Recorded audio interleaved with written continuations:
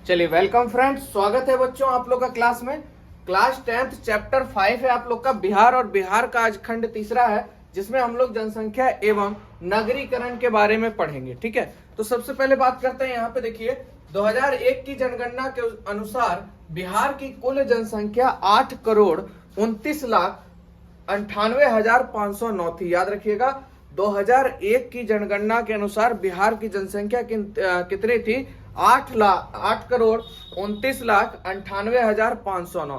फिर से याद कर लीजिए, 8,29,98,509 थी बिहार की जनसंख्या। ठीक है, आगे बात करते हैं। 2007 में बिहार की जनसंख्या बढ़कर 9.31 करोड़ हो गई। ठीक है, यानी कि 6 साल के अंतराल में आप देखिएगा 8 से हो गया 9 और 29 से हो गया 31, है ना। इस तरह से जनसंख्या बढ़ी। और 2022 या 22 की मान लीजिए, 21 का मान लीजिए, जनसंख्या 21 का आया होगा रिपोर्ट, तो कितनी बढ़ गई होगी। तो एग्जाम में ज्यादातर क्वेश्चन आपका 2001 से बनता है। याद रखिएगा 2001 में कितनी थी, तो याद रखिएगा 8.29 करोड़ में पूछेगा तो, और नहीं तो आंसर आपका है 8,29,98,509। चलिए, बिहार में अगर लिंग अनुपात देखा जाए 919 महिलाएं प्रति 1000 पुरुष है। यानी अगर 1000 व्यक्ति होंगे, लड़के होंगे, उसमें महिलाओं की संख्या अगर देखी जाए तो 919 है। ठीक है, लिंग अनुपात भी थोड़ा सही मतलब रेंज में है। आगे बात करते हैं। बिहार में सबसे अधिक जनसंख्या वाला एवं सबसे अधिक घनत्व वाला जिला पटना है। ठीक है, सबसे अधिक जनसंख्या वाला और सबसे अधिक घनत्व वाला अगर जिला पूछता है तो याद रखिएगा कौन सा हो जाएगा? पटना। ठीक है, चलिए आगे बात करते हैं। घनत्व के आधार पर बिहार को 5 वर्गों में बांट सकते हैं।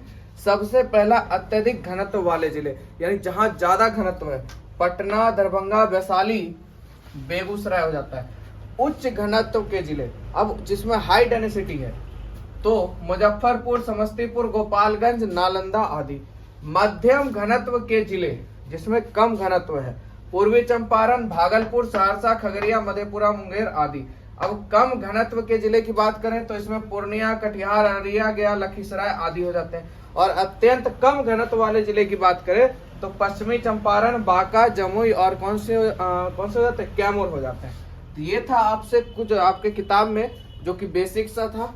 ठीक है, चलते हैं आगे क्वेश्चन पे, जहां से आपके एग्जाम में भी आपको काम देगा और जानकारी भी। वैसे तो एक जानकारी आपको होगी, 2001 में बिहार की जनसंख्या कितनी थी? 8.29। याद रखिएगा। चलिए आगे बात करते हैं वस्तुनिष्ठ प्रश्न की। तो 2001 में बिहार की कुल जनसंख्या थी कितनी? तो याद रखिएगा 8 करोड़ से अधिक। 1991 से 2001 के दौरान बिहार की जनसंख्या वृद्धि दर कितनी है? तो 28.63। आगे है, बिहार में ग्रामीण आबादी कितनी है? तो 89.5% है। कितनी है? 89.5%। आगे बढ़ते हैं। 2001 की जनगणना के अनुसार बिहार में प्रति वर्ग किलोमीटर कितने व्यक्ति रहते हैं? तो याद रखिएगा 881 व्यक्ति। कितने व्यक्ति रहते हैं? 881। आगे सबसे अधिक आबादी वाला जिला कौन सा है? तो ये तो आप लोग को याद हो गया होगा, पटना। अगला है, सासाराम नगर का विकास हुआ था कब? तो याद रखिएगा मध्य युग में। कब हुआ था? मध्य युग में। सासाराम नगर का विकास कब हुआ था? मध्य युग में। अविभाजित बिहार में एकमात्र नियोजित नगर कौन सा था? तो याद रखिएगा टाटा नगर था। अविभाजित बिहार में एकमात्र नियोजित नगर कौन था? टाटा नगर। ठीक है, चलिए आगे देखते हैं। आगे प्रश्न है, 2001 की जनगणना के अनुसार बिहार की नगरीय आबादी कितनी है ये बताइए, और बिहार का सबसे बड़ा नगर कौन है? फटाफट आप लोग कमेंट में बताइए, तब तक मैं 1 मिनट ब्रेक लेके आपसे तुरंत मिल रहा हूं।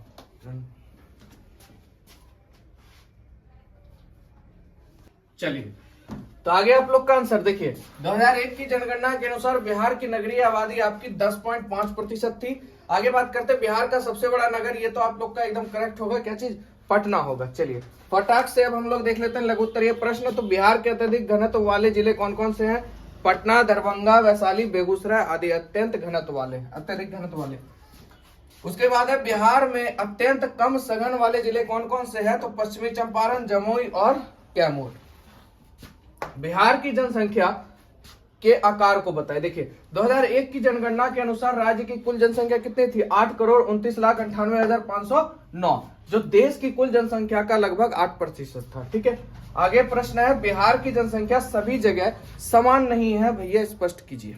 तो देखिए, बिहार में धाराकृति की विभिन्नता है, यानी कहीं समतल भूमि है, कहीं धरातल भूमि है, कहीं पर्वतीय भूमि है ना, सब जगह समान स्थिति नहीं है, जिसके कारण सभी जगह मान लीजिए जहां मरुस्थलीय भूमि है ना, मरुस्थलीय तो नहीं है, वो राजस्थान में आपको देखने को मिलेगा, मैदानी जो क्षेत्र है वहां पे आपको घनी आबादी देखने के लिए मिलेगा, और दक्षिणी पठारी यानी पठार की तरफ आपको कम आबादी देखने के लिए मिलता है। तो यही चीज है यहाँ पे, बिहार में धाराकृति की विभिन्नताएं हैं, समतल जलोढ़ मैदानी क्षेत्रों में घनी आबादी मिलती है, वही दक्षिणी पठार एवं उत्तरी पश्चिमी पर्वतीय क्षेत्रों में आपको कम आबादी देखने के लिए मिलती है। चलिए, अगला क्वेश्चन है 5 नंबर, मध्य युग में बिहार के नगरों का विकास किस प्रकार हुआ। तो मध्य युग में बिहार में नगरों के विकास पर मुख्य रूप से सड़कों के विकास एवं प्रशासनिक सुविधाओं का प्रभाव पड़ा। सड़कों के विकास के कारण सासाराम, दरभंगा, पूर्णिया, छपरा एवं सिवान नगरों का विकास हुआ। अगला प्रश्न है, 2 प्राचीन एवं 2 आधुनिक नगरों के नाम बताइए। तो प्राचीन की बात करें पाटलिपुत्र और बोधगया, और आधुनिक की बात करें तो बरौनी और जमालपुर। आगे बढ़ते हैं दीर्घ उत्तरीय प्रश्न पर। तो बिहार की जनसंख्या घनत्व पर विस्तार से चर्चा करें तो 2001 की जनगणना के अनुसार आप लोग को पता है कि जनसंख्या कितनी थी, तो 8,29,98,509, जो देश की कुल जनसंख्या का लगभग 8.07% है। तो इसमें सबसे पहला बात करते हैं अति निम्न घनत्व वाले क्षेत्र में आपका जमुई और कैमूर आता है। यहाँ का जनसंख्या घनत्व जो है वो 600 व्यक्ति प्रति वर्ग किलोमीटर से क्या है, कम है। आगे है निम्न घनत्व वाले क्षेत्र, यानी 600 से 800 व्यक्ति प्रति वर्ग किलोमीटर जन घनत्व वाले क्षेत्र। ऐसे क्षेत्रों में आपके पूर्णिया, कटिहार, अररिया, लखीसराय जिला शामिल है। आगे है तीसरा मध्यम घनत्व वाले क्षेत्र, जिसमें 800 से 1000 प्रति वर्ग मीटर लोग रहते हैं, जिसमें आपके आ जाते हैं पूर्वी चंपारण, भागलपुर, सहरसा, खगड़िया एवं मुंगेर। चलिए, इसका और भी पॉइंट है, उसको भी देख लेते हैं। उसी का पॉइंट था चौथा, उच्च घनत्व वाले क्षेत्र, यानी ऐसे क्षेत्र में घनत्व 1000 से 1200 व्यक्ति प्रति वर्ग किलोमीटर पाया जाता है, जिसमें आपका नालंदा, मुजफ्फरपुर, समस्तीपुर, गोपालगंज आदि जिले शामिल है। उसके बाद है अति उच्च घनत्व वाले क्षेत्र, इनमें आपका पटना, दरभंगा, वैशाली, बेगूसराय, सीतामढ़ी एवं सारण जिले शामिल है, जहां का घनत्व 1200 व्यक्ति वर्ग किलोमीटर से क्या है, अधिक है। आगे बात करते हैं बिहार में नगर विकास पर एक विश्लेषण प्रस्तुत करें। तो चलिए, बिहार में नगर विकास का इतिहास काफी पुराना है। गंगा नदी की उपस्थिति तथा शैक्षिक एवं धार्मिक तथा व्यापारिक महत्व का क्षेत्र होने के कारण यहाँ नगरों के विकास में इन कारकों का भी योगदान रहा है।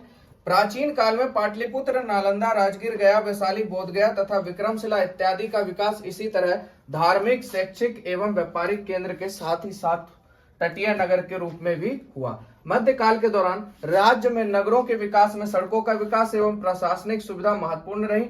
फलतः इस दौरान सासाराम, दरभंगा, पूर्णिया, छपरा एवं सिवान जैसे नगरों का विकास भी हुआ।